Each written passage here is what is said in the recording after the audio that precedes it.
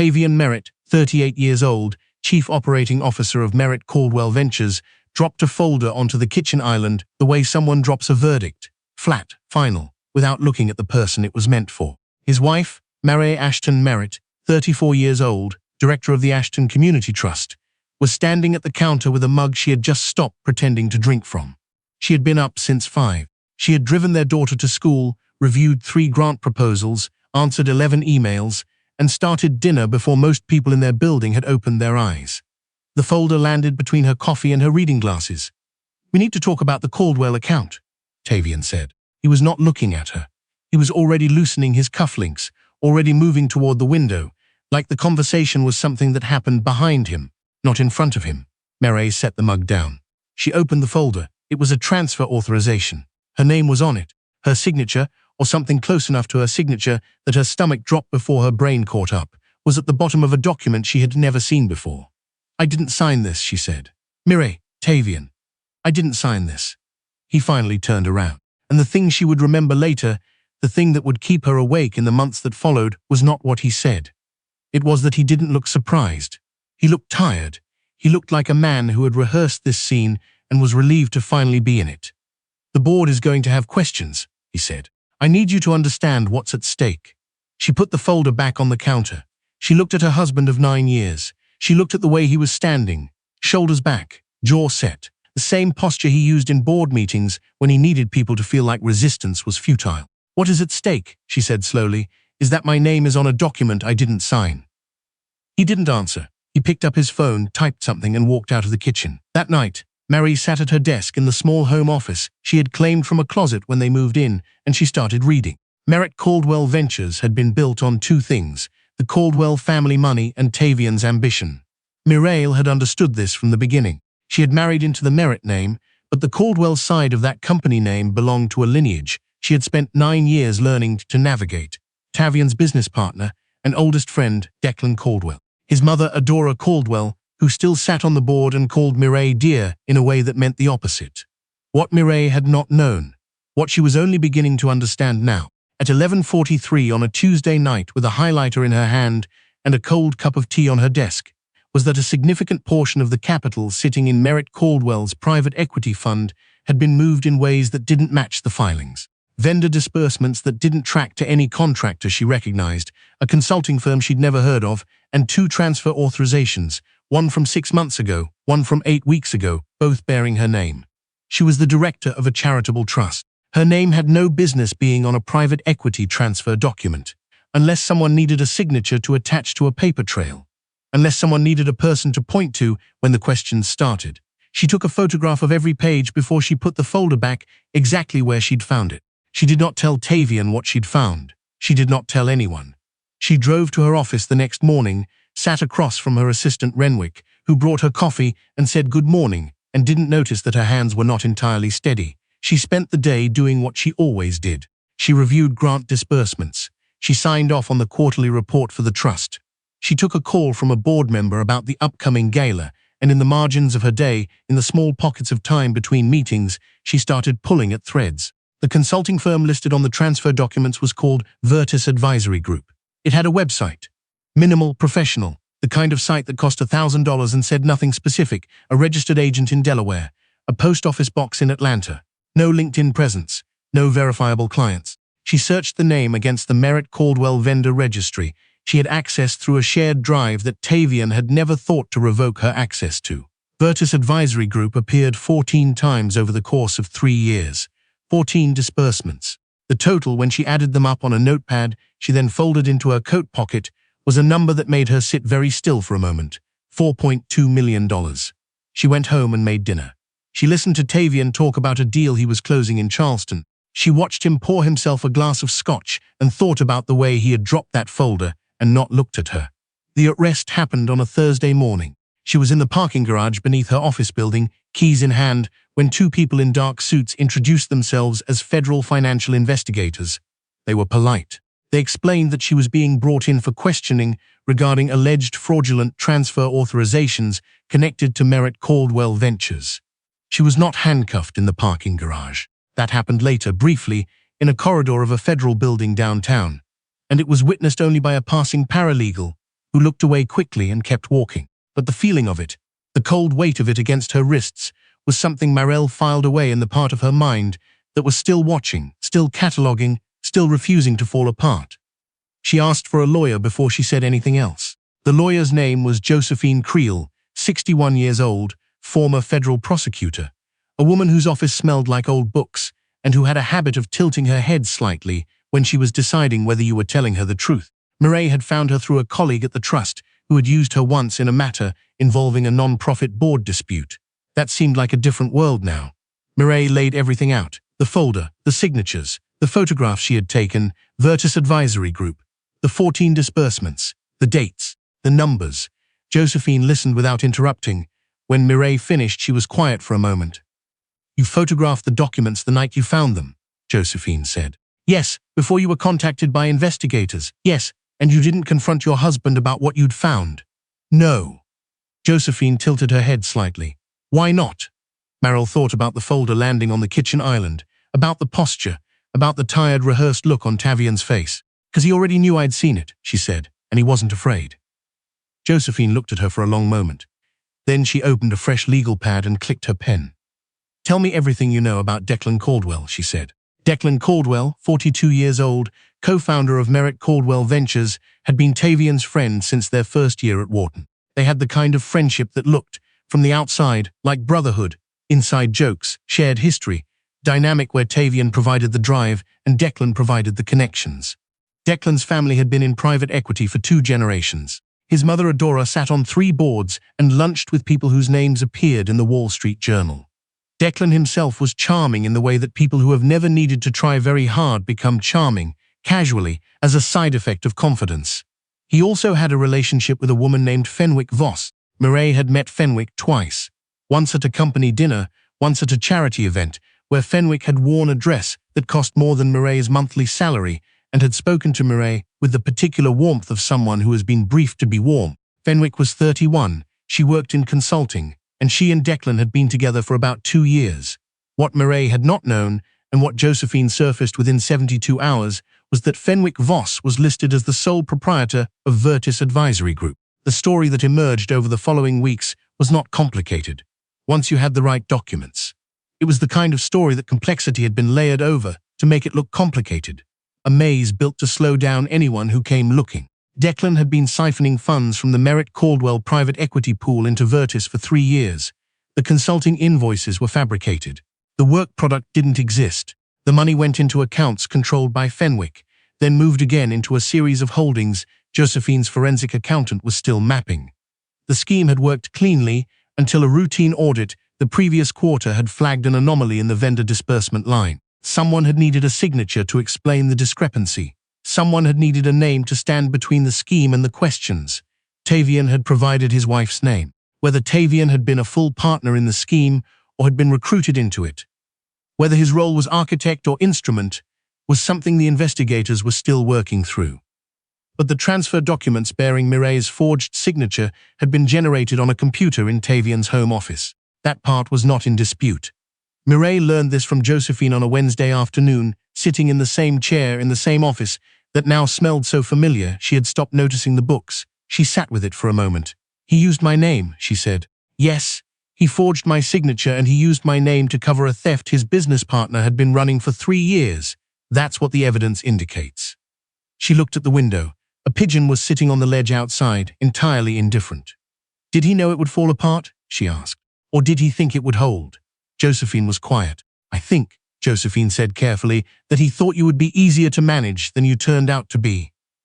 The part that didn't make the news, the part that Mireille would think about afterward, when she was trying to understand the full shape of what had happened, was the sealed letter. Her grandmother, Hester Ashton, had died 11 years ago. Hester had been a quiet woman, widowed early, known in the family mostly for her garden and her refusal to discuss money in mixed company. What Mireille had known about her grandmother's finances was almost nothing. Hester had handled everything herself, had a long-standing relationship with an estate attorney in Philadelphia, and had distributed modest bequests to her 3 grandchildren when she died. Mireille's share had paid for 2 semesters of graduate school and nothing more. What Mireille had not known, what she discovered when the estate attorney, a 73-year-old man named Aldous Pemberton, who still kept paper files, reached out to her during the investigation was that Hester's estate had included a secondary instrument, a trust within a trust, established by Hester's late husband before he died, funded by an asset Mireille had never been told about. Her grandfather, Edwin Ashton, had been a co-founder of what was now Aldermere Capital Partners, a private capital management firm headquartered in Philadelphia with approximately $3.8 billion in assets under management. Edwin Ashton had died holding a 41% stake. That stake had passed to Hester. Hester had held it quietly, collecting distributions she deposited into an account Mireille had never known existed until Hester's own death. At that point, per the secondary instrument, the stake and all accumulated holdings transferred to Mireille, to be released to her at age 34 upon notification by Aldous Pemberton. Mireille had turned 34 6 months ago. Aldous Pemberton had been waiting for the right moment to reach out. He had not expected to be doing so in the middle of a federal investigation, but here they were. Mireille sat in his Philadelphia office, wood-paneled, quiet, smelling of something that might have been cedar, and read through the documents he placed in front of her. She read slowly. She read everything twice. The accumulated distributions, held in trust and reinvested conservatively over 11 years, had grown. She did not react in that office. She thanked Aldous Pemberton, shook his hand, and walked to her rental car in the parking structure outside. She sat in the car for 4 minutes without starting it. Then she started it and drove back to the hotel where she had been staying since the arrest. Tavian's attorney reached out in the 5th week with a settlement offer. It was generous. On paper, a figure that would have seemed significant to Mireille at any point in the preceding decade. It came with conditions. She would agree not to cooperate further with federal investigators beyond what was legally required. She would sign a non-disparagement agreement. She would accept a structured property division that left her with the condo in Baltimore and a lump sum. She read the offer in full. She read the non-disparagement clause twice. She called Josephine. "He wants me to go quiet," she said. "Yes," Josephine said, "in exchange for money I don't need." There was a brief pause. Josephine was one of 3 people who knew about Aldermere Capital Partners and the secondary trust. "That is an accurate characterization," Josephine said. "Send it back declined," Mireille said. "No counteroffer, just declined." She could hear Josephine's pen clicking once, twice, a habit Mireille had come to recognize as satisfaction. "Declined with no counteroffer," Josephine said. "I'll send it today." What happened in the months that followed was not dramatic in the way that television had taught Mireille to expect drama. It was paper. It was depositions and forensic accounting reports and chain of custody documents. It was Josephine's forensic accountant spending 3 weeks mapping the movement of $4.2 million through a network of accounts that Fenwick Voss had set up with the help of a financial planner who turned out to have his own separate problems. Declan Caldwell was indicted on 8 counts of wire fraud and 2 counts of securities fraud. His mother Adora issued a statement through the family's public relations firm that said nothing specific and managed, somehow, to mention her philanthropic commitments twice. Fenwick Voss cooperated with investigators. The financial planner cooperated with investigators. The chain, once it started moving, moved efficiently.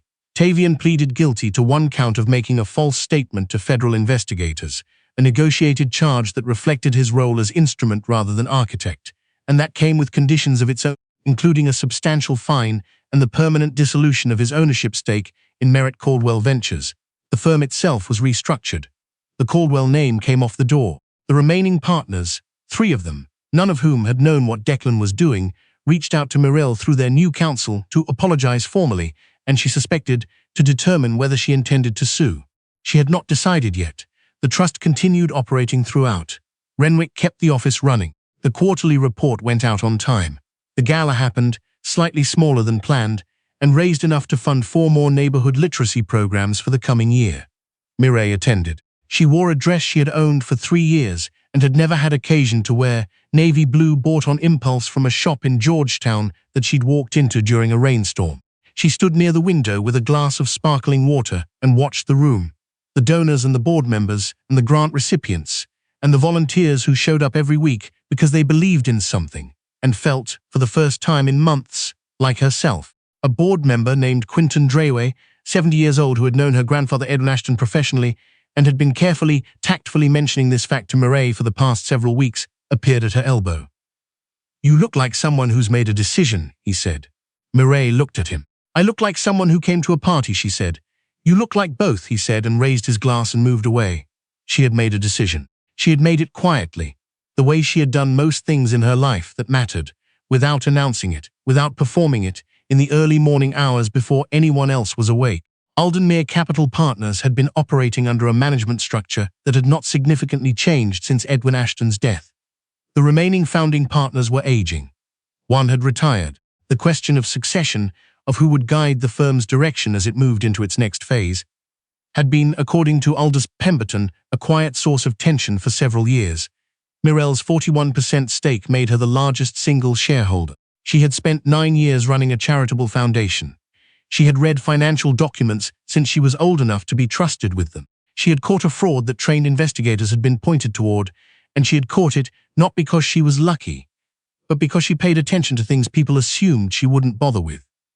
She told Aldous Pemberton she wanted to meet the board, not to sell, not to collect distributions and remain uninvolved, to meet them, to understand the firm, and to discuss what the next 10 years should look like. Aldous Pemberton, who had been managing her grandfather's legacy for 22 years, took off his glasses, polished them with a cloth he kept in his breast pocket, put them back on, and said, "Your grandfather would have asked the same question." She didn't know what to do with that, exactly. She filed it away in the part of herself that was still learning to hold the weight of something she hadn't asked for and hadn't known was coming. The divorce was finalized on a Tuesday in March, in a courtroom that smelled like industrial cleaning fluid and old carpet. Tavian sat across the room with his attorney. Mireille sat with Josephine. They did not look at each other. The judge read the terms. The condo in Baltimore, which Mireille did not want and had already listed, was transferred to her name. The property division was finalized. The marriage of 9 years was dissolved. In the corridor afterward, Tavian's attorney made a motion as if he might approach. Josephine moved one step to the left, a small, entirely deliberate motion, and the attorney apparently reconsidered. Outside on the courthouse steps, Marielle stood for a moment in the thin March light. Josephine stood beside her, briefcase in hand, not saying anything. There was traffic and a food cart, and someone arguing on a phone 3 feet away, and the whole ordinary machinery of a Tuesday afternoon. "Where do you need to be?" Josephine asked. Marielle thought about the board meeting in Philadelphia the following morning. She thought about Renwick, who had texted her an hour ago to confirm that the afternoon's donor calls had been rescheduled. She thought about the apartment she was renting now, 2 bedrooms, more space than she needed, with a window in the kitchen she liked because it got the morning light. "Nowhere urgent," she said. "Good," Josephine said. "Then let's get coffee." They walked down the steps together. The food cart man was selling hot dogs and pretzels and did not look up. The person on the phone was still arguing. The March light was flat and pale and not particularly promising, the way March light always is before it finally decides to commit. Marais walked through it, and it occurred to her that this was what it felt like. Not triumph, not vindication exactly, but something simpler and more durable than either of those things. It felt like ground, like she was standing on ground that belonged to her, that had always belonged to her, that no forged signature and no rehearsed look across a kitchen island could take from under her feet. She had refused the settlement. She had kept cooperating. She had shown up to every deposition and every meeting with documents organized and her voice level and her hands steady enough. And the truth had done what truth does when you give it enough room. It had moved slowly and without drama into the light. She ordered a black coffee and a pretz she didn't finish. Josephine ordered tea and a sandwich and ate it at the counter while reviewing something on her phone. They didn't talk about the case. They talked about Josephine's daughter's upcoming college graduation and about a documentary Mireille had watched twice the week before because she couldn't sleep, and about whether the pretzel cart had been there the last time Josephine had been to this courthouse, or whether it was new. It might have been new. Neither of them was sure.